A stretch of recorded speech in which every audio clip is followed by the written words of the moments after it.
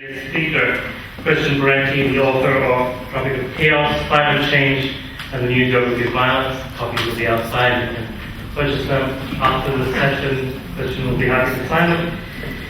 Christian Parenti is Professor of Sustainable Development at the School for International Training Graduate Institute in Vermont and Washington, D.C., United States. He's a journalist, academic, public intellectual, author of numerous books, including Lockdown America on the U.S. prison industrial complex, The Soft Cage, Surveillance in America from Slavery to the War on Terror, The Freedom, Shadows and Hallucinations in Occupied Iraq, and this book, Tropic of Chaos, which he'll be speaking about today. He's also contributing editor to The Nation and has written for the London Review of Books, Mother Jones, and many other places. He has also won many awards for his writing, including the Lang-Taylor Prize and the Best Magazine Writing Prize from the Society for Professional Journalists. And most importantly, he is also an LSE alumnus. He was received a PhD from the Sociology department, though he was really supervised by Bachelor Quoten from Geography, so we consider him one of ours. And he really is also in many ways represents what the LSE aims to be, most of all, a place for engaged social science. So please join me in welcoming Christian Parenti.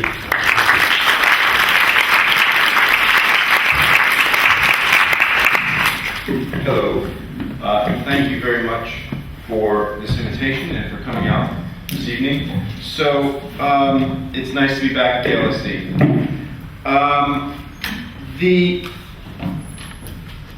The thesis of my book is that climate change is already a driver of violence, primarily in the global south, but also to some extent in the global north, in the reaction of Western militarism and border police. So the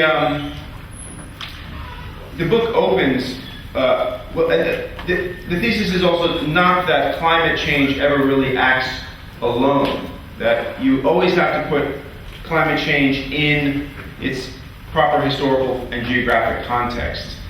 And the way climate change acts as a driver is by exacerbating pre-existing problems, particularly two global-scale pre-existing problems that define politics in much of the global south. And those are the legacy of the hot proxy wars of the Cold War, which have littered the global south, for much of it, with cheap weapons and frequently unemployed men trained in the arts of assassination, smuggling, small unit combat, insurgency, counterinsurgency, and flooded many countries with very cheap weapons. The other pre-existing crisis that climate change acts through is the legacy of neoliberal economic restructuring, which for the better part of the last almost really a generation now, 20 years, 25, maybe 30 years, has been systematically undermining the capacity of the state in the global south to provide social protection to people, stripping the state of its ability to actually do development and build infrastructure and intervene economically and socially in ways that people who are in crisis need. So these are the two pre-existing crises. They're different in different places, but there is some sort of standard quality to them. And now onto this stage, preset for crisis, comes anthropogenic climate change in the form of increasingly extreme weather, droughts, punctuated by flooding, etc., etc. So the best way to explain this, and I call this combination of these three things the catastrophic convergence. This catastrophic convergence plays out differently in different places. So the best way to sort of illustrate it is through these case studies. So the book opens in East Africa, where in northwest Kenya, where a Turkana pastoralist named Ekuru Lorman has been killed the day before, and he's lying there dead. killed in a cattle raid. And I asked, why was this man killed? What killed him? And at one level you could say, well, it was members of the tribe who lived nearby who came down to steal his cattle, and he was defending his cattle, and in the gunfight he was one of the 6 people who were killed. But the region there is badly affected by drought. Most of the trees in the Turkana, the acacia trees, have died, and though it's illegal, the Turkana women are burning them for charcoal because they're dead, and sell them to truckers going in and out of South Sudan. And the people there are in profound crisis. So if they can't turn to the state for veterinary help with their animals, or help drilling new wells, leaving aside for a moment the problems of mining groundwater. So they can't do that because Kenya was one of the first African states to undergo structural adjustment beginning in the early 90s, and now the state in Kenya really lacks the capacity and the resources to do much of anything other than coordinate famine relief in extreme cases. There are also internal reasons in Kenya and in any other of these case studies for why the state's capacity has become so threadbare. And of course, the Kenyan elites, Daniel Arap Moi most famously, stole wildly from the public purse. Daniel Arap Moi took $2 billion of the public's money in Kenya. But Kenya has also been forced to systematically reduce the role of the state, sell off assets, etc., etc. So, people like Ekuru Lorman try to adapt to climate change the only way they can, which is by picking up the gun and going after their neighbor's cattle, or picking up the gun and defending or trying to seize what few boreholes exist and what access to rivers exist. So why is the place flooded with weapons? Why is it that people who own very little other than cattle all own weapons and they have access to ammunition? That is directly the legacy of the Cold War. The story begins with the West's arming of Idi Amin, trying to build him up as a bulwark. He is beyond sort of the imperial control of the US and Britain, invades Tanzania, his war fails, his regime falls apart, and his armories are looted, particularly a few right on the Kenyan border. And that's the first wave of cheap modern weaponry into Kenya. Then the second source of weapons to this day is Somalia. So why is Somalia a failed state? Why does this country hemorrhage weapons? Directly a result of the Cold War. And it's a very tragic story in many ways. The best of intentions led to the end of Somalia as a functioning state. And the story is that the story really begins in Angola. Fidel Castro is trying to mobilize other third world states, sort of build a coalition of socialist states in the global south. He goes to the assistance of the MPLA, who are still in power, they're no longer Marxists, in Angola, informs the Soviet Union later, after he's sent special forces there, then successfully defeats, this is on the eve of independence in '74, defeats the South African mercenary force that has CIA advising, that has invaded, and is so successful in the mission that basically convinces the Soviet Union to support him in reaching out to African states. That includes reaching out to Somalia and Ethiopia. There's a coup in Somalia in 1969. Said Barre comes to power. He declares himself for scientific socialism and claims that this is compatible with Islam and a nomadic way of life. Then in 73 or 74, there's a coup against Haile Selassie in Ethiopia, and a group of Marxist officers take charge of the state. And for a moment there are Cuban and Soviet advisors in both Somalia and Ethiopia. But Said Barre, more than anything, was a Somali irredentist, and he wanted to be the father of Greater Somalia. So he begins a war which is still going on today in the Ogden region. He begins by funding these guerrillas. That gets out of hand and commits regular troops, and then it becomes obvious to him that there are in fact Cubans and Soviets on both sides, and Fidel is trying to calm this war down, but for local reasons Said Barre is committed to this, so he sort of overnight switches sides in the Cold War, banishes the Cubans and the Russians and Soviets, and the Carter administration comes to his aid, and millions of dollars are poured in through Pakistan and Saudi Arabia to Somalia, and for very local reasons, Somalia and Ethiopia fight a series of wars beginning in the late 70s, ending in 1991 with the collapse of the Somalian army. and there hasn't been a functioning state there since, and thus weapons just hemorrhage out throughout the region. And that's where Ekru Lorman and the other people, the Turkana that he was part of, where they get their weapons. So in that example, you see these three elements playing out almost in like a sort of archetypal, ideal type fashion, where there's sort of equal parts almost structural adjustment, diminishing the capacity of the Kenyan state to intervene in any way with alternative drilling programs, the legacy of the Cold War destabilizing the region, and the really extreme weather, which is just been hammering the Horn of Africa with a series of droughts that come several in a row, and then there'll be a break, maybe 1 or 2 years. People don't even keep track of the droughts in many ways because they're not happening every 10 years or every 7 years. It's pretty much every other year or every 2 years. And interestingly, at the same time, the Horn of Africa has actually seen an increase in the rate of precipitation over the last 30 years. But the rain comes all at once, at the wrong time, in the wrong place. So right after I left the Turkana region, there was flooding. And people were flooded out, people drowned in this desert. And all the pit latrines flooded over, there was typhoid then in the water supply. And then, this of course just pushes erosion into fast forward, and then the drought returns. So the increased precipitation doesn't really do much. And it's hard to say that any one extreme weather event is caused by climate change, though scientists are increasingly willing to say that a certain percentage of the intensity is due to climate change.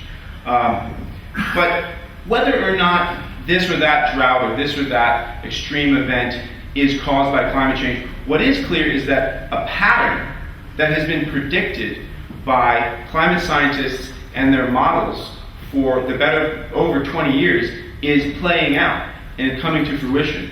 And it includes precisely this, disruption of the key weather systems, such as the intertropical convergence zone that regulates the rains in Kenya, increased drought and increased flooding. So this is the pattern that has been predicted, and it's playing out. Whether or not you can say this event or that event is caused by climate change is much more difficult. But not all the cases of the climate violence being caused are so clearly caused by a balance of these three forces. So an example of a different scenario is in Kyrgyzstan. In 2010, you'll probably remember that the capital, Kyrgyzstan, Bishkek, went up in flames, and Uzbek and Kyrgyz mobs were going after each other. It was mostly Kyrgyz going after Uzbeks, who were seen as sort of originally having the upper hand. And it was reported at the time as just sort of, age-old ethnic animosities coming to the fore again. But really, the story is that Central Asia has been suffering one of the worst droughts in living memory for the whole last decade. And what that meant in Kyrgyzstan was that the main power supply, the Toktala Dam and Reservoir, which supplies 90% of Kyrgyzstan's electricity, reached its lowest water levels in recorded history. So the Kyrgyz government had, with the collapse of the Soviet Union, begun shock therapy, radical privatization, et cetera, It was so damaging, and there was so much social dislocation that this process was halted in the late 90s, early, maybe around 2000, I forget the exact date, but that whole process stalled. And in the face of this drought, the government had to start rationing power, which then affected industry badly. There wasn't a full, without enough power, factories have to lay people off. If factories lay people off, then that cuts into demand, et cetera, downward spiral begins. So the government of President Bakiyev decides they're going to re-engage the privatization plan, and they're going to start with the hydroelectric assets. And to make these assets more attractive to outside investors, they're going to double and then triple the power tariff. So, and then another thing happens along the way, which is a year before that, the driest and coldest winter on record hits the region, and the entire country basically shuts down for 2 or 3 months. There's nothing but essential services. Cattle herds are freezing to death on the hillsides. The old Soviet tower blocks, the pipes are bursting from freezing and bursting. Pensioners literally freeze to death. And so that further damages the economy, and there's more unemployment, etc. So in the spring of 2010, early 2010, people hit the streets protesting this planned sale of these hydroelectric assets and demanding better life chances. And unfortunately, this protest is hijacked/devolves into ethnic rioting, because part of this decade and a half of suffering that Kyrgyzstan has gone through has created pools of lumpenized young men who don't have jobs, they don't have education, they spend their time hanging out in casinos, drinking with their ethnic, kith and kin, and building their animosities towards each other. And so young Uzbek and young Kyrgyz thugs essentially sort of hijack what is a broad protest about living conditions and economic opportunity, and it turns into ethnic violence. And so one government falls, a new government comes in and asks the Russians to intervene militarily, and they wisely declined, having had previous experiences in small, mountainous, or not so small, but mountainous Central Asian countries intervening militarily. And the situation stabilized more or less. And there you can see that beneath this ethnic crisis is an economic crisis, and beneath that economic crisis is an environmental crisis. And that's not to reduce the whole thing to the water levels in the dam, but it's just to try and draw out the climatological element in the crisis. So there, the story is, it's not really about Cold War militarism. Kyrgyzstan never suffered any sort of proxy wars. There aren't cheap weapons everywhere. But there is this legacy of neoliberal economic restructuring, this explicit assault on the state and its capacity to do anything. And that's part of what primes this society for crisis. In other situations, it's much more clearly the Cold War is the primary precondition. So just south in Afghanistan, which is in many ways where I decided to write this book, I was researching the opium and heroin trade and interviewing poppy farmers. I did a series of stories about this over a number of years, and always part of the reason, and I would ask the farmers, why are you growing this crop? This is officially banned by the government. There are these eradication programs, a lot of which generally didn't really work, but what these eradication programs become are like shakedown programs. So the eradication squads can go out there and basically terrorize the farmers and bribe them and cut some deal to not cut down their poppy crop. So whether or not the crops are cut down, or whether or not the profits of the crops are cut away by the police, it still causes suffering among the farmers. So why do you take this risk? Why do you do this? And part of the answer that they would always give me, that for a while I didn't even hear, was, among other things, that poppy is very drought resistant. And at first I didn't even really know there was a drought in Afghanistan. But lo and behold, this drought that's affecting Central Asia has been hammering Afghanistan. And poppy, it turns out, uses 1/6 the amount of water that wheat uses. So under these extreme climatic conditions in Afghanistan, poppy is in fact one of the only crops that is economically feasible.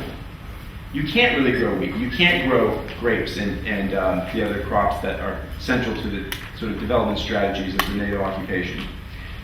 And in this war, there's one side that defends the farmers' right to grow poppy, and that is the Taliban and Hezbollah, Islami, and the Haqqani network.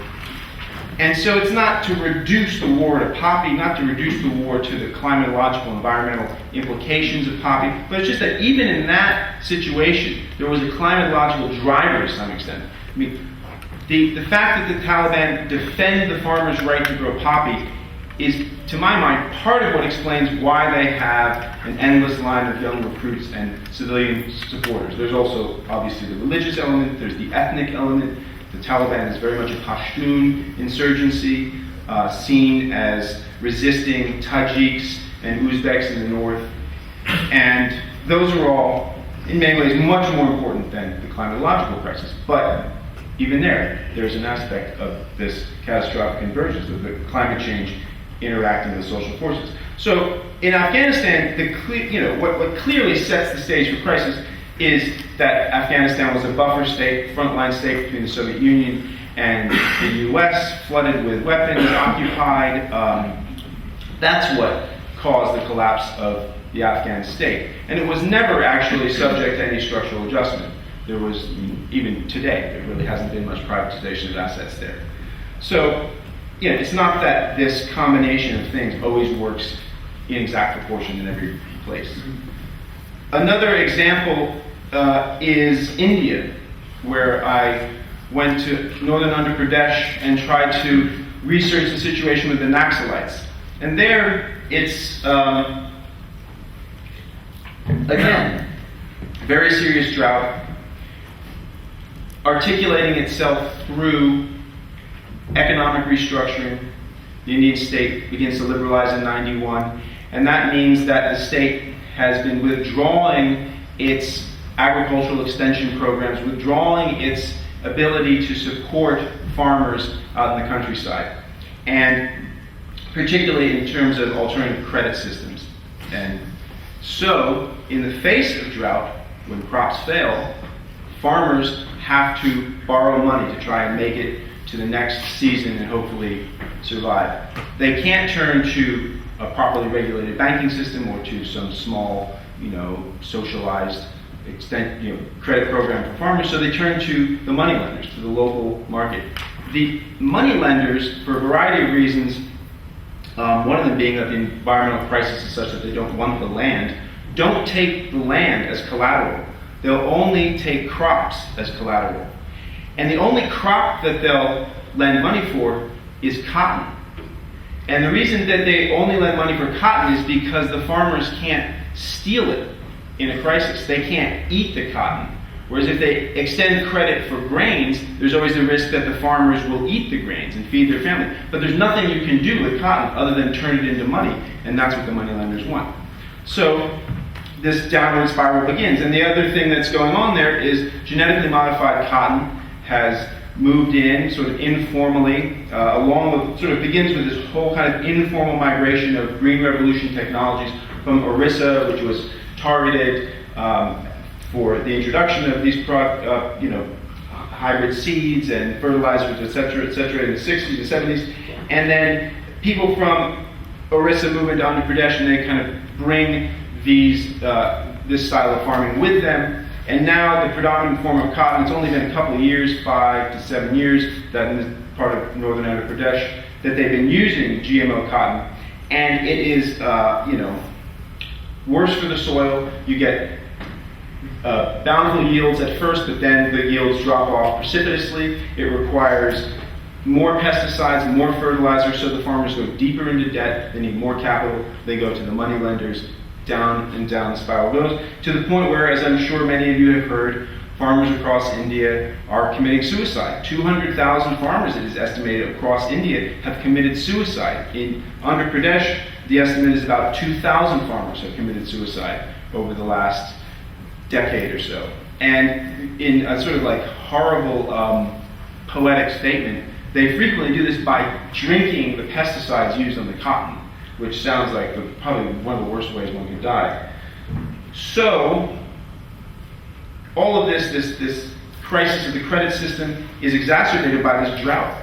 And you can imagine how, if you're a farmer and you're on the verge of killing yourself, and the Naxalite guerrillas come along, or a Maoist insurgency that begin up in West Bengal in the late 60s, named for a village where there was a massacre, and this protest that was born out of the village of Naxalbari, which is in Darjeeling, the region that the tea comes from. And the Naxalites have been moving down the coast. So if there was if I was not adamantly opposed to PowerPoint, because power corrupts and PowerPoint corrupts absolutely, I would have a map here for you. And you can imagine the east coast of India here, and there's what the security officials call the Red Corridor, which is where the Naxalites have sort of crept down from their their bastion, the original bastion in West Bengal, down through Andhra Pradesh, took into Orissa and beyond. They're now very active in Chhattisgarh, just north of Andhra Pradesh.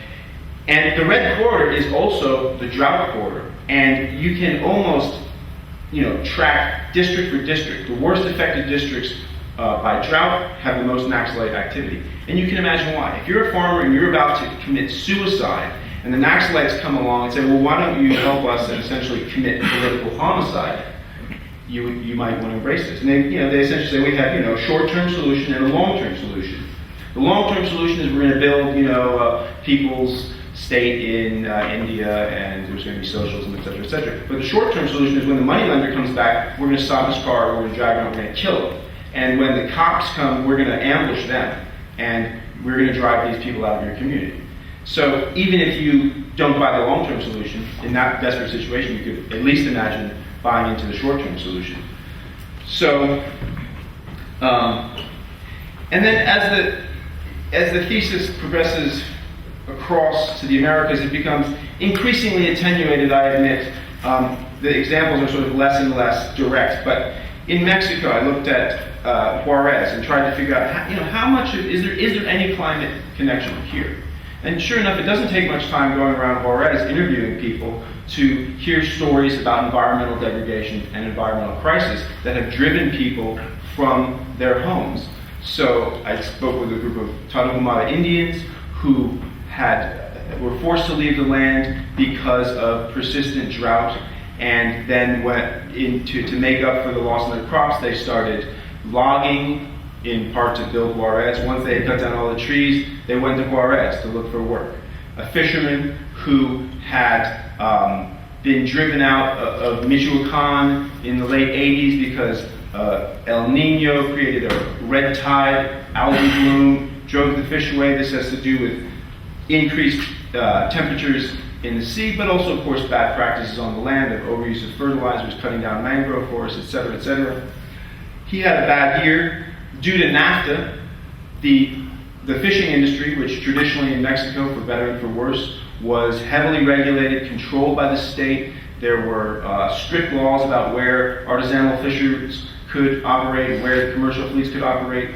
All fish was sold through state-owned processing companies. All of that is done away with under NAFTA. So too the financing structures that had been there. And so this fisherman had no one to turn to for help. Eventually had to sell his skiff and his equipment and moved to Juarez. Eventually got into the U.S., was working as a builder, a roofer, and then got thrown out of the U.S. And when I met him, he was sitting literally on the south bank of the Rio Grande looking at the U.S. and he said, I'm getting phone calls from my boss in Las Cruces, New Mexico. He's got a job for me if I can get back.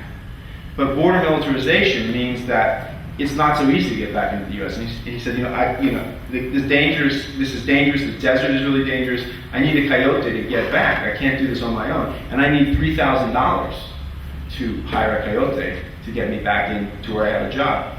And he said, the only way I can make any money here in Juarez is to get involved in all of this violence, deliver a package for somebody, be a lookout, learn to use a gun, kill somebody.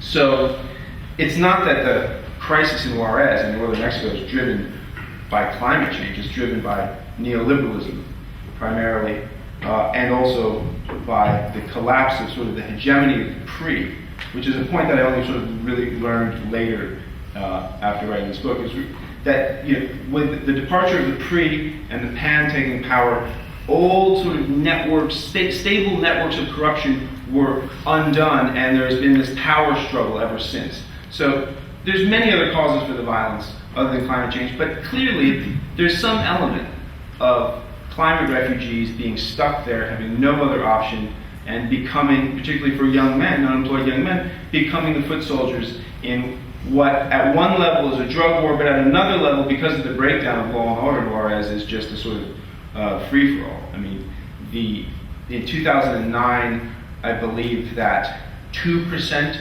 of all murders went to trial in Juarez. So it's almost guaranteed that if you want to kill somebody in Juarez, you think someone's sleeping with your wife, you can hire a teenager, to go shoot that person. And chances are basically 98% you're not going to get caught. So there's now just a spiral of violence that goes far beyond climate change or drug politics even.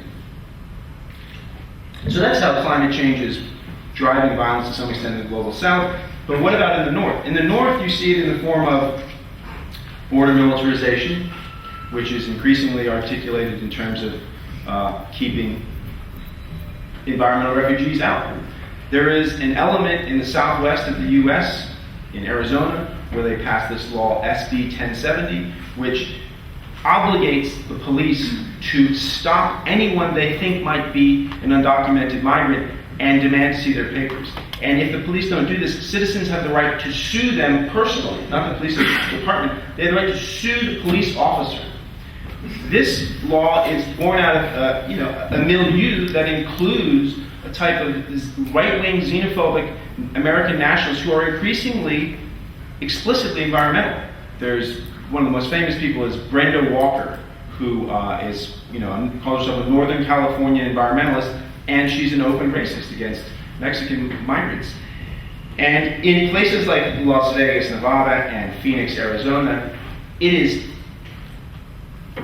obvious to anyone that the business of the city is growing the city, and the main input for that is water, and the region is running out of water. So people will articulate this kind of like armed lifeboat mentality that, yes, there's an environmental crisis, there's not enough to go around. So instead of transforming the system the way we live, their solution is we got to keep people out, we got to arm we have to build more of a fence. We have about half of the border is fenced off. The Border Patrol has what would be considered one of the largest, I think the second largest air force in the world if it was its own separate air force. There are pushing 20,000 Border Patrol. Obama has added more. I don't know the current number. On any given night, there are 30,000 undocumented migrants in generally privately held detention facilities where the conditions are horrendous. And anyone who's read my work on prisons knows that most prisons are not privatized in the U.S., but in the immigration detention sector, they are actually dominant private sector. So that's a form of repression, surveillance, state violence that is increasingly driven by the crisis that's driving people off the land in the global south and by a kind of right-wing environmental imagination in the north. But the main way that you can see hints of an emerging sort of securitization around climate change is in the military and their writings on climate change. And the U.S. military is one of the few branches of government that takes the science very seriously, and there's no debate. And they use the Intergovernmental Panel on Climate Change's assessments as a basis for their modeling and for their studies. And there are numerous declassified and open studies that the military has done about climate change. And what they see is a future not marked so much by interstate warfare, not an increase in interstate warfare over resources, but an increase of internal warfare, social breakdown in the form of class-based, ethnic-based, religious-based insurgencies, or increased banditry and state failure due to environmental crisis. And they see that the U.S. military is going to be called upon to engage in all across the global south more and more. And in numerous of these reports, what they essentially articulate is a program of open-ended counterinsurgency on a global scale. And to their credit, the military generally end their reports with saying, there's limits to what we can do, and this is really a problem that goes beyond any military solution, and it's up to civilian policymakers to come up with solutions here. And in the meantime, what we do is fight wars. And what we do is break things and kill people. So we imagine that this is how we're going to be doing that, and it's going to be kind of open-ended counterinsurgency on a global scale, and we're preparing for it. So to their credit, they don't necessarily exude glee about this at all. So that's the picture of the early stages of climate violence, and I've tried to contextualize this dynamic specifically in each place. And in the end, I offer some solutions, which I think are worth mentioning. They're to some extent specific to the United States, but I mean, here's the good news, right? Bad news, as you know, first of all, is that we're locked in for climate change. I mean, the best case scenario, if we move off of burning fossil fuels rapidly, there's still a considerable amount of warming that we're locked in for, and that will lead to sea level rises and continued extreme weather. So even in the best case scenario, we're locked in for more change. The discourse around climate science, hinges on the idea of adaptation and mitigation. And I've been talking essentially about bad adaptation. Mitigation is moving off of fossil fuels. And I'm sort of in these comments just to interrupt myself. I'm assuming that most of you take climate science seriously, and if you don't, I suppose I'll hear about it in the question and answer. But I take it seriously. That's sort of the premise of where I'm coming from. But the good news is that the technology to deal with this exists. It's not like we haven't invented photovoltaic cells or effective windmills or tidal kinetic power. There's plenty of money. The United States military has a huge budget, et cetera, but more importantly, the private sector in the U.S. is sitting on $2 trillion of uninvested cash. More uninvested cash than at any time since 1956, according to the Federal Reserve. I'm not talking about bonuses paid to CEOs. I'm not talking about dividends paid to stockholders. This is cash retained by firms for investment, usually parked in low-yield, short-term government bonds and equities. And they're waiting for the economy to pick up. They're waiting for some sort of clarity, where and how to invest. If the U.S. government took a transition off of fossil fuels to clean energy seriously, there would be enormous amounts of money that would be ready to build out this infrastructure. The government, another resource the government has, because of course you cut the military, which okay, well that's very difficult, but the sort of the most obvious and least discussed resource the government has to do this is its spending. And this is something that environmentalists and progressives in the U.S. don't really talk about that much, because I suspect it's a talking point of the right. The right goes around, particularly Grover Norquist, who's the sort of chieftain of the anti-tax crusaders in the U.S. He's always talking about how the federal government has gotten too big. And the fact of the matter is, if you don't double count money that the federal government gives to states, the federal government and state governments together constitute generally about 35% of U.S. GDP. And that's a lot. The federal government is the single largest power consumer in the U.S. economy. It has a huge fleet of vehicles. The post office alone has 140 vehicles, all of which, or not all of which, but most of which basically drive an average of 18 miles a day and park in the same place every night. There's no reason they shouldn't be electrified. The federal government has a fleet of 450,000, mostly large office buildings that all consume power. And those buildings could be retrofitted for efficiency so that they could possibly produce power. But most importantly, the federal government is going to buy electricity and it's going to buy vehicles. Why not use that money to help create markets for clean tech firms? And this is a no-brainer. This happens, and there's very strict rules about American content quotas in what the government buys. And so this could happen without going to the Republicans for more money, et cetera, et cetera. The final thing is, is there the legal framework for this? And there definitely is. One of the great tragedies of the Obama administration was that the first 2 years, the Congress, the House, and the Senate wasted 2 years trying to come up with comprehensive climate legislation. And we actually already have enabling legislation. It's the Clean Air Act of 1970, passed under Richard Nixon. So what happened is that with the Kyoto Protocol, the first international agreement trying to cut carbon emissions, Clinton signed it, but he couldn't get it ratified by the Senate because foreign treaties have to be ratified by the Senate under the U.S. Constitution.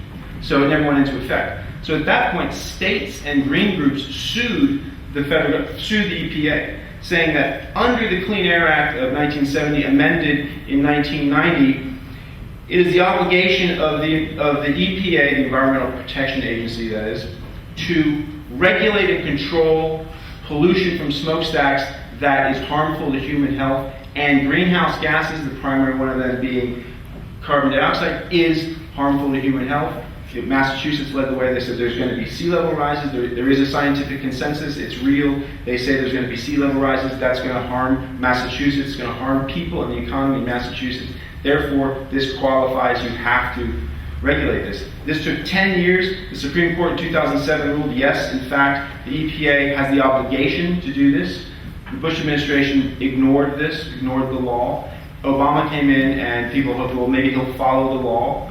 And he appointed a fairly decent person as head of the EPA. And so they've issued these rules, and it basically says you're free to burn coal or whatever else you want in your power plant, but the emissions levels are so strict that it's technologically impossible to do that. They did this, of course, because natural gas has come online and basically destroyed, due to hydrofracking in the last 5 years, the United States gas supply went from a 20-year supply to a 100 or more year supply, and energy prices have collapsed. And it's actually very easy to retrofit most coal-fired power plants with natural gas.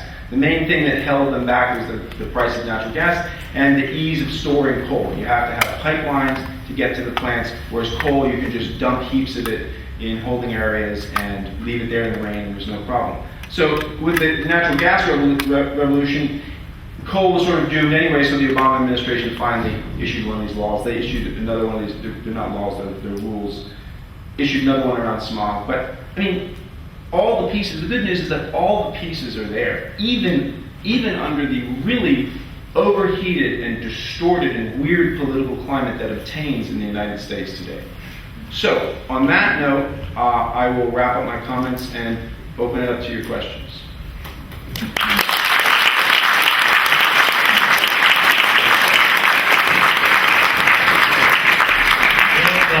Two mics at the back there, and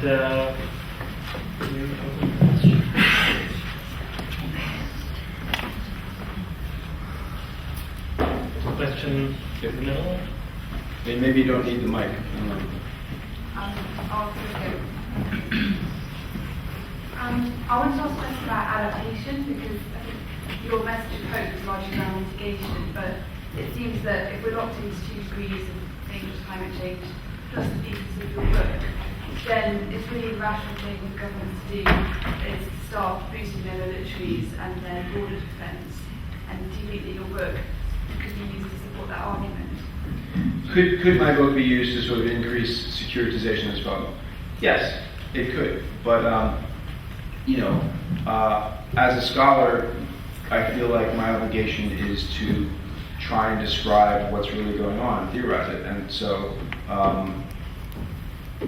first of all, I think they're going to do that anyway. They don't need, some strange guy's book to do that. But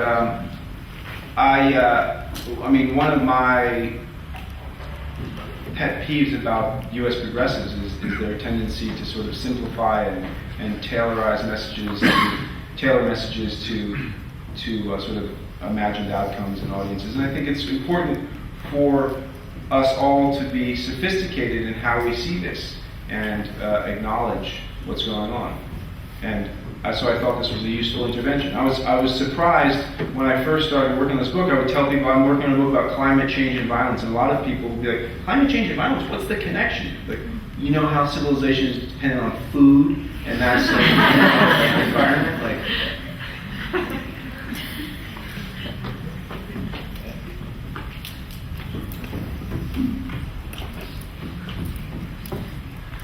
thank you very much. Your last point just feeds into what I was going to say.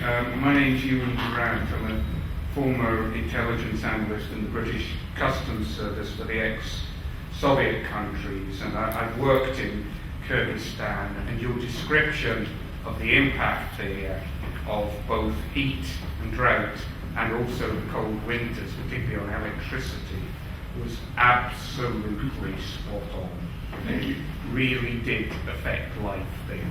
I would just also add, before quickly getting the short question in, that the Department of War Studies at King's College, there was a gentleman from the US Air Force speaking yesterday, it will be on their website, on the military study he has conducted on the impact of climate change on military postures, and it's an extremely interesting talk indeed.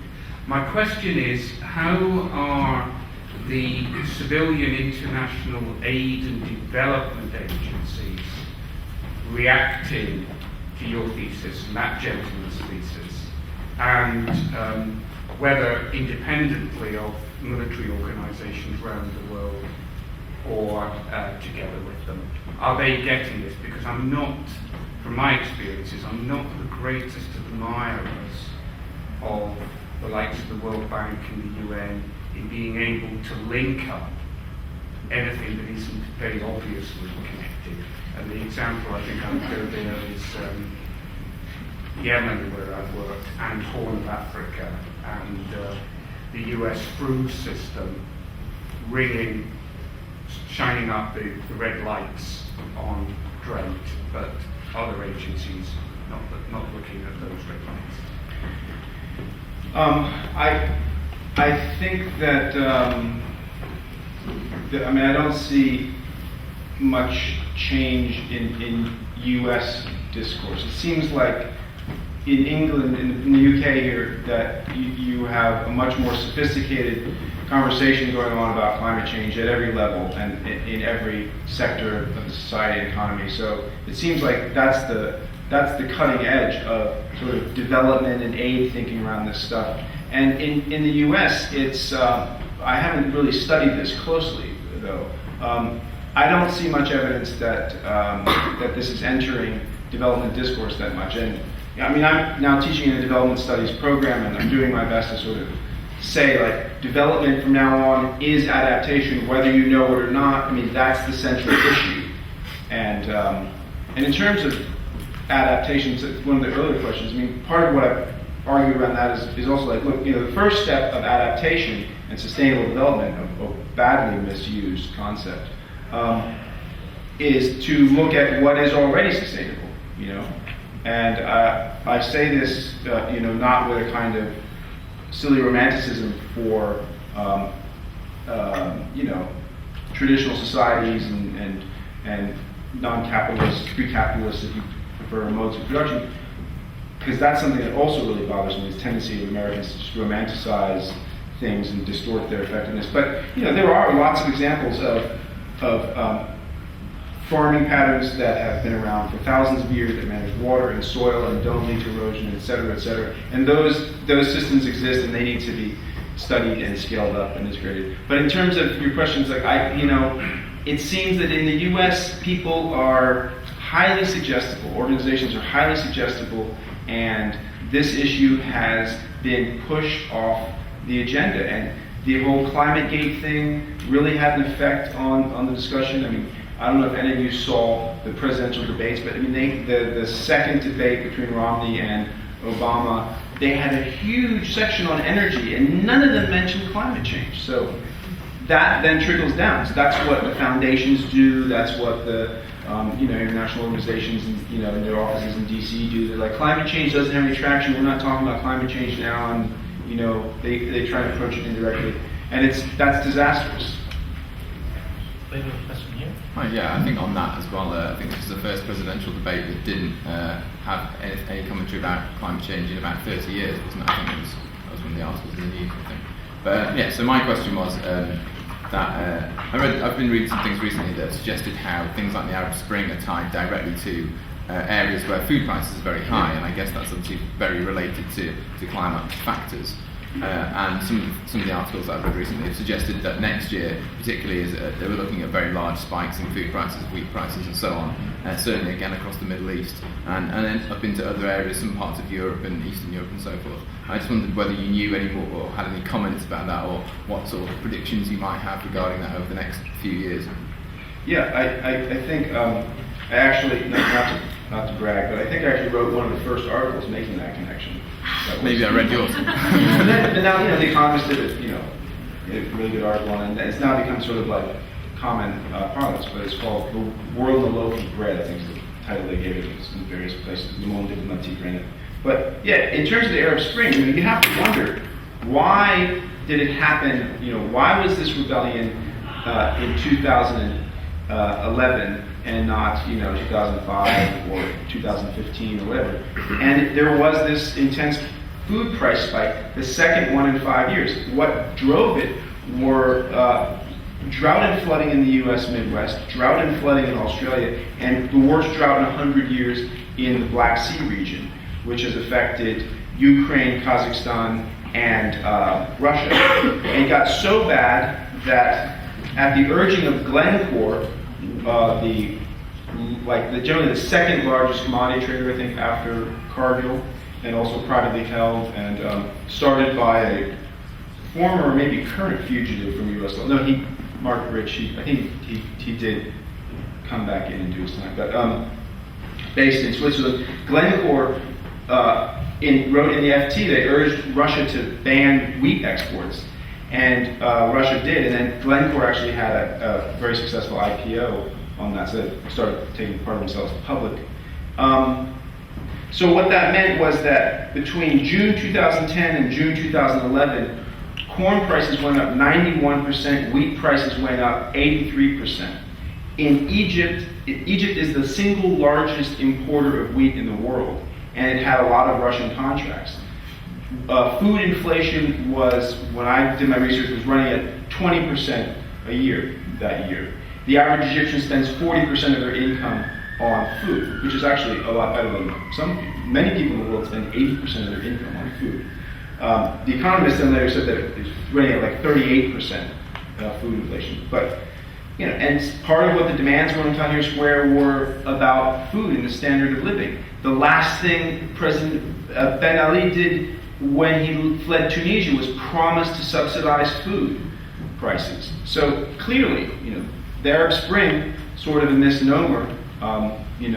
The more one looks at things like the state of women and their diminished role in the Egyptian parliament and all the wars that came out of the Arab Spring. I mean, this is not to blame the protesters or whatever, but the fact of the matter is, Libya, Yemen, Syria, I mean, these wars are not reducible to or caused by this, but they're linked to this whole moment of ferment and upheaval.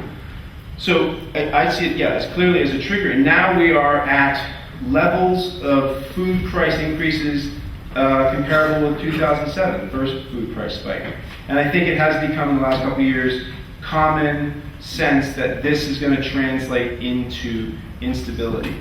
And I believe, in answer to your question, I think that I'm not quite clear on what has happened. I know there are serious discussions about holding back on the next scheduled increase of ethanol in U.S. gasoline. Currently, the U.S. corn crop is the second largest crop of anything in the world. The Brazilian sugar crop is the largest, and about 40-something%, I think 47% of our corn goes into producing ethanol. And it's mandated in the U.S. that 10% of every gallon of gasoline is ethanol, and that's scheduled to increase. And this is because you look at the map, you see where corn is grown, it's swing states. So nobody is going to take on this interest. Then there's the powerful corporate interest behind it too. But there's also this very kind of grassroots element to it that's just like, if you talk about not cutting back on the use of ethanol, that's an electoral death sentence in a lot of those states in the Midwest. That's you. Thanks for that presentation. You seem to largely focus on, apart from the US, the developing world. Is that due to the fact that obviously the infrastructure is a lot better placed, or do you think that as climate accelerates, that you potentially get a lot of unrest in the rest as well? And then on the US, you say there's lots of terms that are on their way to be improved, but I seem to recollect that one of the things recently approved by EPA was then overturned and sued by the Republican Party, so they have to overturn it. So if Obama went ahead and approved the trade rules, wouldn't we just get a lot of sales of laws against them? No, so yeah. Also that Romney the Republicans have said that they're threatening to close down the whole EPA if they were going to get power, and what kind of effect could it have on the litigation with the US, but also the rest of the world? Yes, the Republicans they hate the EPA, and they have an obsessive campaign against it because it works fairly well. I mean, it could work a lot better around climate change, but it works effectively around cleaning up the air and the water. I mean, deindustrialization also has a lot to do with how the air and water in the U.S. has cleaned up over the last 30 years. But in my lifetime, I've seen the water quality in New England transform completely, and a lot of that has to do with the EPA's rules. This lawsuit against the sort of the smog ruling, and it has to do with how air quality districts are defined, and whether in a new point source review, whether it's the plant itself or the quality of the air in the district. This is the nature of the suit that I think you're referring to, and it's not gone all the way to the Supreme Court. The Supreme Court has already ruled on Massachusetts versus EPA, so this is like guerrilla warfare. The right is launching these suits to slow things down, to intimidate the EPA, to muddy the waters. But the only way they can undo Massachusetts versus EPA is if they control the presidency and get a law through the Congress and Senate that isn't vetoed that would gut it. But these cases alone won't do it.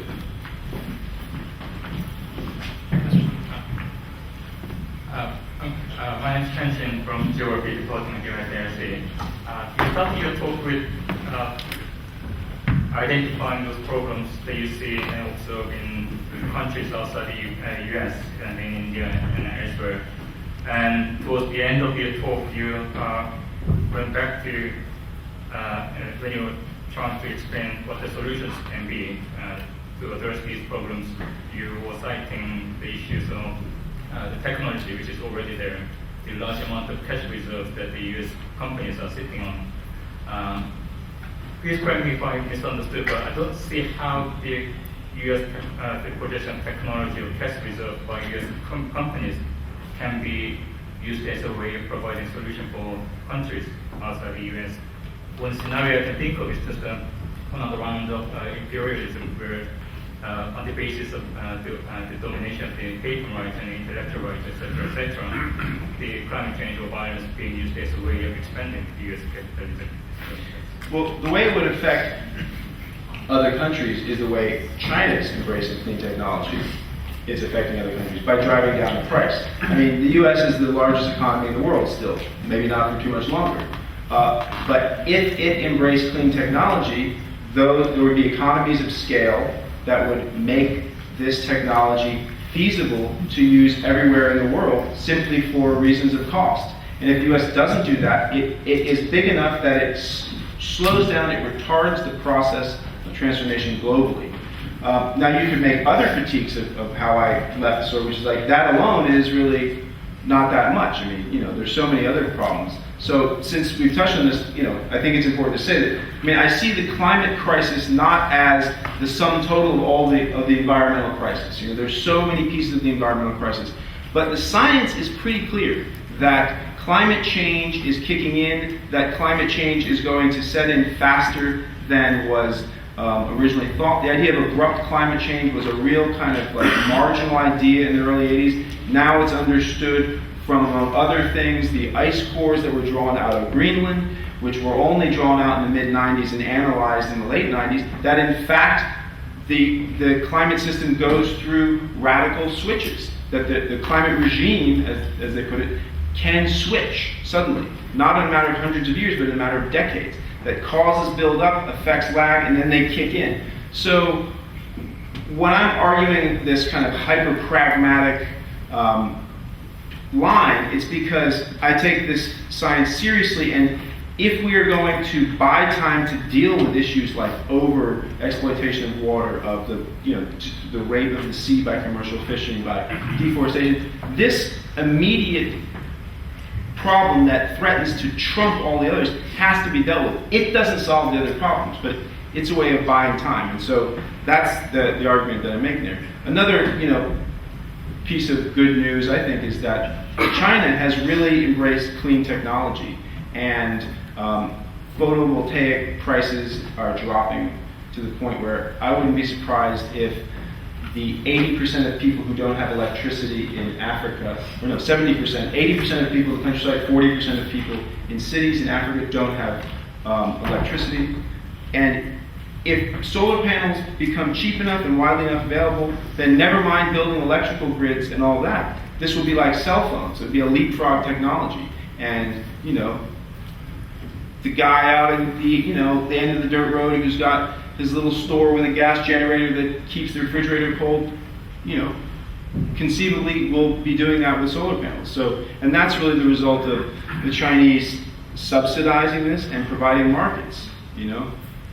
And actually, you know what, it's actually not the Chinese, and the Chinese market is big, but it's also what it is, it's sort of Chinese subsidy, sort of just, you know, classic East Asian, dirigist, developmentalist, industrial policy, building up these industries, and then Germany really subsidizing the introduction of these technologies with its feed-in tariff, which allowed anyone to sell power at preferable rates into the grid. And this was the last law passed by West Germany before it went out of existence. And the story is that the German utilities were so fixated on how to, you know, absorb East Germany that they didn't pay attention until it was too late. And this actually quite significant law came into effect, and now Germany has about 20% of its power comes from renewable energy, and solar. Wind is very big, but solar is also huge there. And a lot of the Chinese technology, like Suntech, is one of the leading firms that has reduced the cost of photovoltaics, and they have used the German market to kind of build things up. And so, you know, presumably, hopefully, there'll be markets throughout the world now. Hopefully that explains sort of. Acknowledging what you just said about technology spreading to the global south, your solutions, when you mentioned them, seem to focus on potential investment in the United States and the potential power of federal spending. I wondered if you had any other positives to point towards in the global south. Oh, in the global south, in terms of, I mean, well, you know, in terms of mitigation, that's what I was talking about. I mean, the global south isn't really responsible for the problem by and large. So mitigation is not, you know, there's much less of that needs to be done there. So really the issue is in many ways adaptation. So in terms of mitigation in the global south, I don't have any examples really of, actually Morocco, interestingly enough, is very aggressive about embracing solar and wind. And this began in the 1990s, and they're doing utility scale wind and solar. Some of it is state-owned, some of it is private, but they also do decentralized solar in villages. And so they have what I think is a very good and sensible approach to this. So part of it, they want to like produce power and push it into the European market, and they're also not waiting to hook every village to the electrical grid before these villages get electricity. So there's a whole program of subsidizing and encouraging the adaptation of small-scale off-the-grid solar. So that's one example. A lot of countries, don't really do that much with mitigation, or they're doing the wrong thing, like damming, the whole discussion about damming the Mekong. I mean, that would be like a disastrous form of mitigation at one level. Environmentalists, go to Great Lakes to argue that these mega dams produce all of this methane and probably have really huge emissions anyway, but maybe they don't actually. But if you kill the Mekong, if you dam the Mekong, you will kill the Mekong and you will destroy the Vietnamese economy and undermine that whole region. And that, there's an example of some sensible thinking finally coming to play in the World Bank. They've stopped. They were going to fund a lot of these dams, and they've pulled back, and they've been forced to pull back by protest and advocacy and agitation by civil society. Similarly, they're not going to fund the dam in Ethiopia on the Nile, the White Nile, I think. So those are examples of mitigation, good and bad in the global south. But the primary thing is, I think, adaptation. And in Vietnam also, I was in Vietnam recently, and there's really not much consciousness about climate change there, but there is a sort of struggle underway quietly behind the scenes, as one scientist put it to me, between the cement mafia and the environmental scientists, who each sort of have their holds in a ministry. I forget which ministry is which. I think Department of Natural Resources and Environment, and anyway, I forget. But so they're lobbying sort of the prime minister and those around him about what to do about the Mekong Delta, because the Mekong Delta is the heart of the Vietnamese economy. It's less industrialized than one thinks. You think, okay, it's like being swept up in the sort of orbit of China and industrializing rapidly, but actually the heart of its economy is still agriculture and fishing. And the Mekong fishery is hugely important, and also Vietnam is generally number 2, number 3, sometimes number 1 rice exporter in the world, along with India and Thailand. They kind of all, generally Thailand's the top, but they will jockey through these positions. The vast majority, like 90-something% of its exported rice comes from the Mekong. 20 million people live in the Mekong. The whole thing is basically a meter above sea level. So there's a very serious discussion about what to do. And the scientists are arguing that there has to be a bioshield, that the state has to adopt policies that slowly withdraw from the sort of first kilometer out to the coast. Basically, stop building roads, stop subsidizing things there, give people have a generation to get out of there before the sea level rises. So start now to sort of give back at least a kilometer of the coast to form a bioshield to break storm surges and absorb some of that water. And of course the cement mafia, they want to just pave whatever they can pave. They're like, this is great, yeah, we'll just build berms and dams and dikes, forever, and we'll maintain them for the next 100 years. It's just like fine with us. So that's another example of something. I don't think they are going to try and put berms on the edge of the Mekong, because it would be insane and destroy the ecosystem, and I think it will be obvious. So they probably are going to begin creating a bioshield.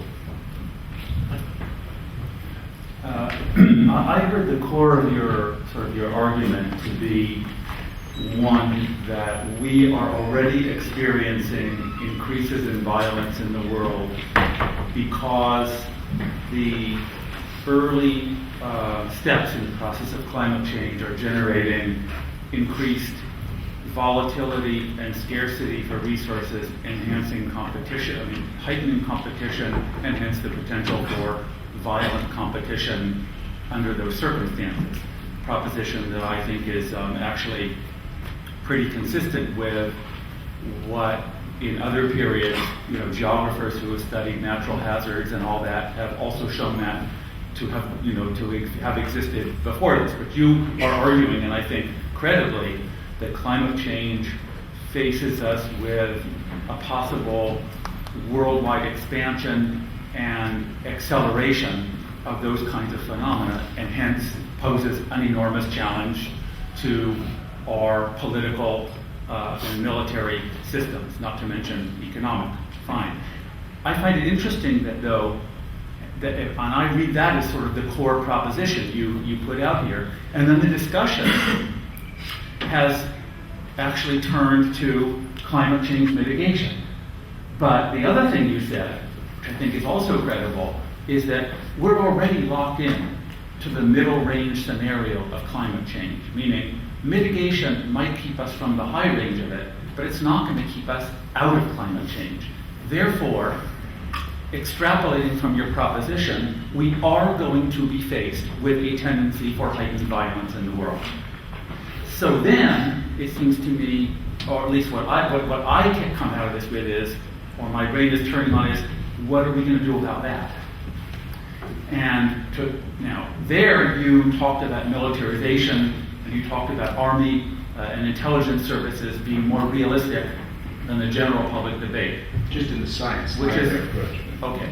And that's interesting too. Now, add into this, it seems to me, one other thing, which is that in the context of this period in which we're going to experience climate change, we're also going to be experiencing the most rapid rise in urbanization in human history, right? So we're going to concentrate more people into cities on a global scale, and this will involve, even without climate change, massive migration into cities, right? We passed over the 50% line last year. But at the same time, the long arm of the city will be ever longer. right, to service itself and feed itself. So it seems to me that then we could divide the violence question into this kind of emergent geography of the world, which is going to be obviously the non-urban part of it, which will be increasingly organized in non-traditional ways. Or to put it a bit crudely and bluntly, we're about to go through another one of those convulsive periods in human history where a lot of traditional non-urban parts of the human settlement and social pattern are about to be, I don't know what words to choose, massively reorganized in a short amount of time.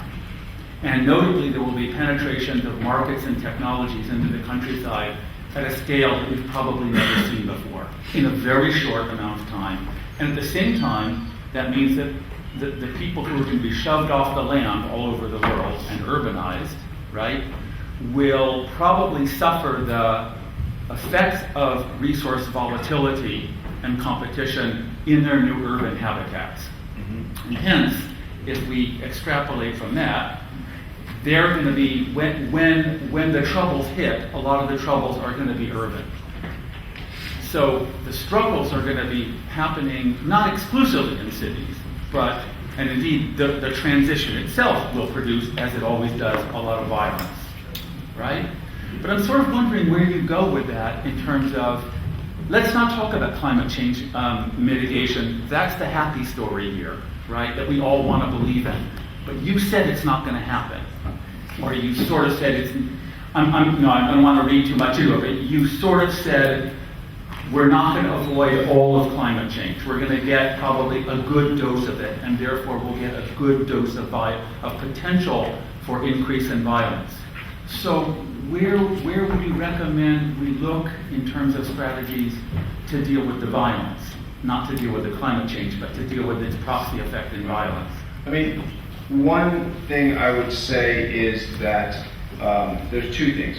One is that, part of this thesis, this catastrophic convergence, is about the legacy of violent solutions to whatever, violent or social problems. And that is the worst thing that can happen. So clearly, militarism and, a transformation of the state into nothing but its repressive functions is the worst type of adaptation. That's teeing up for oppressive, horrible adaptation. So that, that has to be critiqued, and that the ongoing critique about that has to be linked to climate change. It's very hard. What to do about violence? Well, I mean, one thing is that, there are examples of climate disruption, extreme weather events, building solidarity. And it's not always that people that, turn on each other and fight over the scraps. Frequently in societies and communities that are organized to some extent and where there's enough social solidarity, people come together in the face of these crises.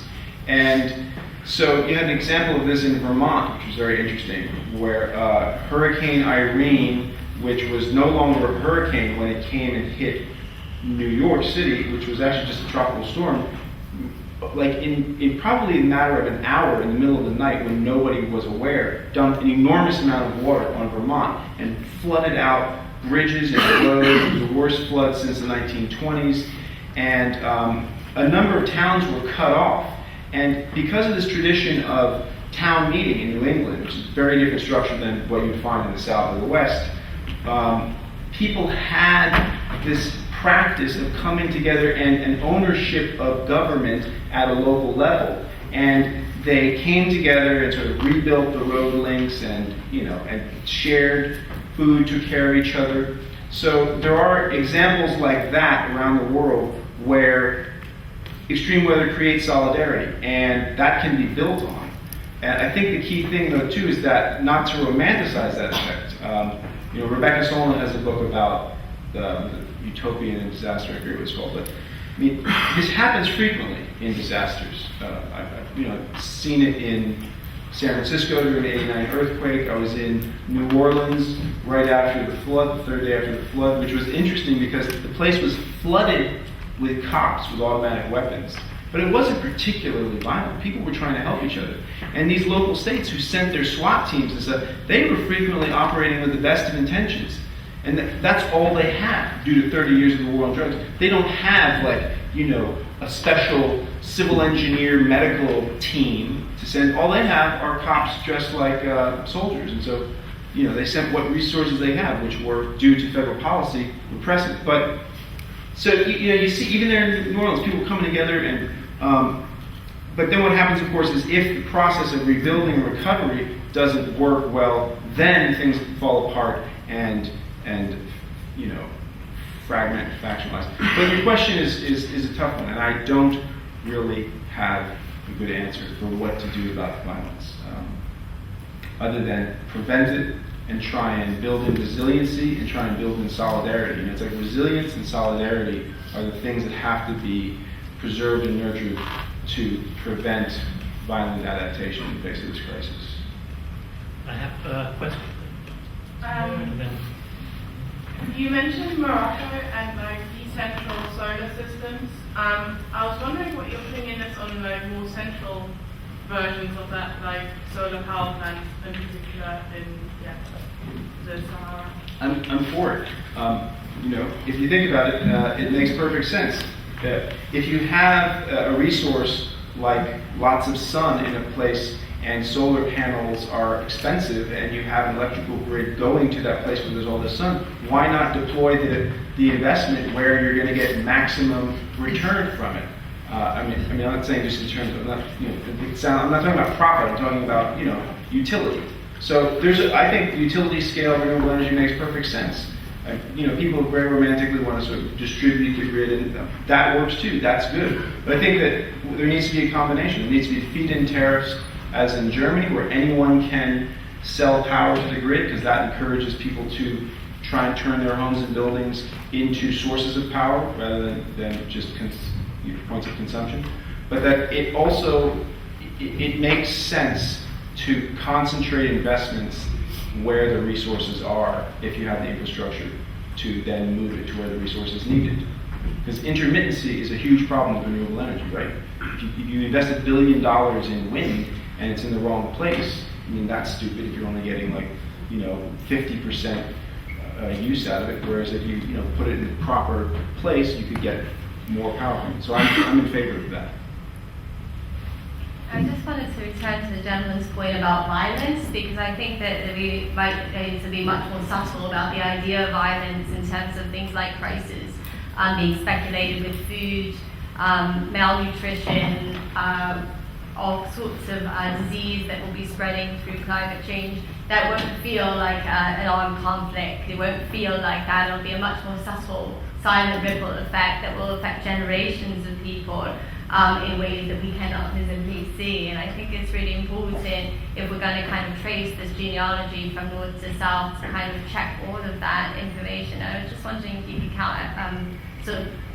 illustrate some of the northern examples of that, perhaps. We've had a lot of southern examples, perhaps some northern examples of how it's kind of going, this sort of neoliberal turn back to the kind of its creators in the last 5 to 10 In terms years. of like public health implications of the sort of Yeah, that public kind of health, but violence? also massive inflation of food prices, charitable kind of feeding programs, food stamps, the whole backlash, the war within, if you like, in the north, as well as some of these southern examples on maybe perhaps a more subtle level. Well, I think I think there's the public health component of diseases spreading, and that's one aspect of how you see it suddenly in the U.S. Lyme's disease and ticks, for example. But the fact of the matter is, in terms of like the standard of living of people in the north being really adversely affected due to climate change, I think it's too soon to say that that's happening in a way that drives violence. It's like, yes, food prices are going up, and that's difficult for poor people in the U.S., but it's not causing violence that I see. I mean, other than the public health aspect of, the quality of nutrition going down when food prices go up, that sort of structural violence. But I don't know of any examples of sort of climate-triggered violence other than the ones I gave, which is really, it's like this, it stokes this xenophobic project of internal repression, which is, goes far beyond just immigrants in the U.S. It's that affects everybody. The surveillance and police state that is increasingly justified in climate terms. And two questions in the back, and then there's one time. Hi, my name is Mukund Bangalore. I'm a master's student. You talked about Germany's feed-in tariff and its role in promoting renewables. My question is, what's the role of policy certainty in creating an environment for renewable investment? So the role of policy certainty, so the feed-in tariff set in place the rates for these new renewable investments.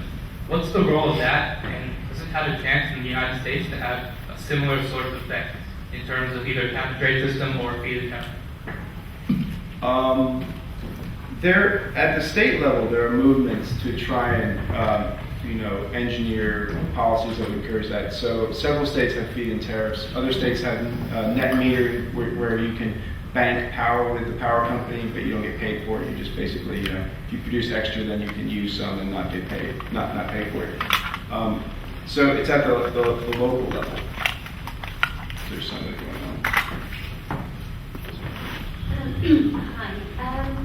You've spoken about technical fixes and structural fixes, but you haven't really touched on behavioural change, because that's obviously a very difficult one to bring home.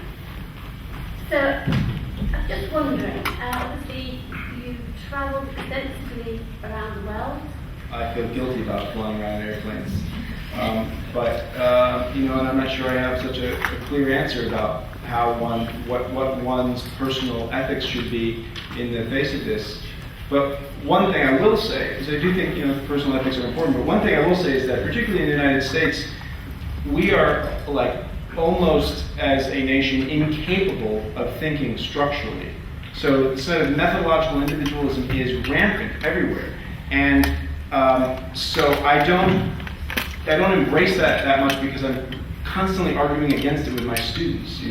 They think that, as the mainstream of the environmental movement in the U.S. has for 30 years, that if people's consciousness changes, then their behavior will change, then the structures will change, in response generally to consumer practices.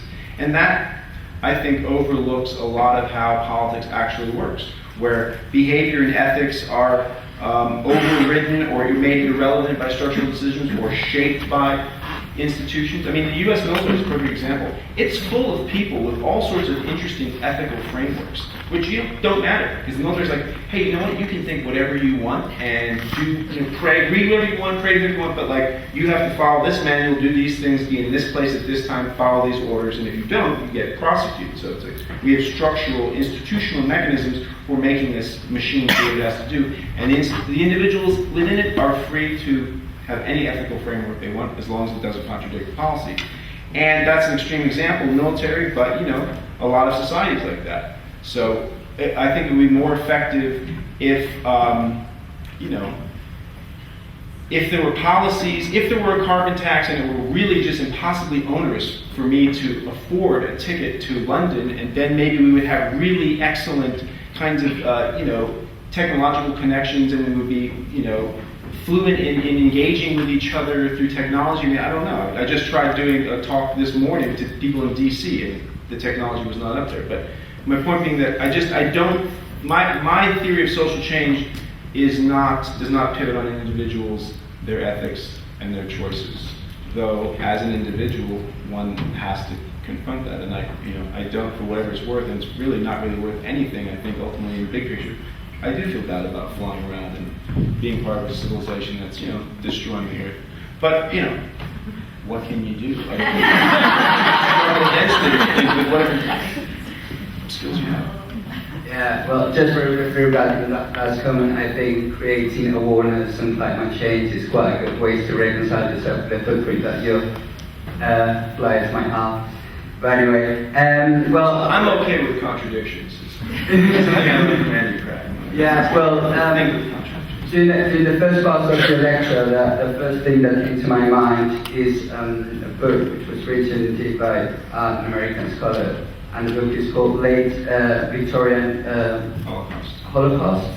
So, I mean, I find really interesting that book traces the relation between mass starvation, famines in the global south, not only in the former English Empire, but in Latin America and some parts of Asia with the which weren't actually there. And the most astonishing thing of this book is that it ultimately says that Western policymakers, namely Victorian policymakers at that time, got to the conclusion that social Darwinist thing that there was no sense to go to assist the poor when they were starving, because ultimately they were not well prepared for civilization, so therefore they were going to starve. So my question is, until which extent do you reckon that that assertion, that assumption is nowadays alive in the international organizations, in Western policymakers who actually have something to do with it? I don't know. I would just be speculating. But I mean, definitely that kind of social Darwinist sociobiology lurks beneath the surface of a lot of policymaking in the U.S. The sort of social biology as a public discussion is just sort of out of control. Like, the way that genes. I guess it's the same here in the UK. We're reading the British press, but the obsession with genetics, the sort of what I would consider pseudoscience. I mean, you never hear about the critiques of that stuff. They never talk about Stephen Jay Gould. They never talk about Lewitton and Rose. Their book Not in Our Genes, which exposed Sir Cyril Burt for being a total fraud. Charles Murray, who wrote The Bell Curve, who was making genetic arguments about intelligence and race, he is a complete fraud. That book was totally dismantled. The entire argument rested on 5 articles from Mankind Quarterly, which is a, loopy, racist academic publication run by some Scottish nobleman, essentially. And it was like, this was totally exposed, and Charles Murray is back.